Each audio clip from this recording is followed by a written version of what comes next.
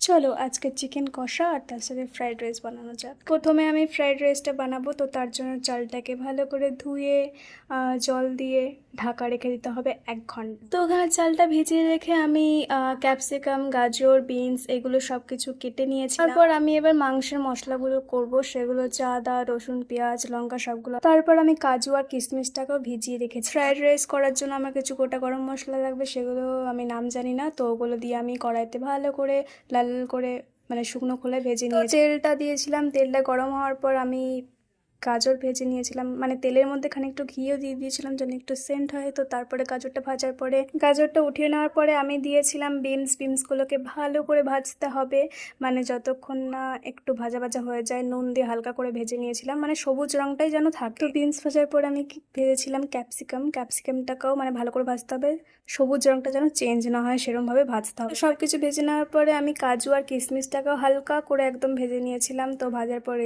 সব কিছু তো ভেজে নিয়েছিলাম। তারপরে করতে হবে একটা কাজ, সেটা হচ্ছে মাংসটাকে ম্যারিনেট করে রেখে দিতে হবে 1/2 ঘন্টা।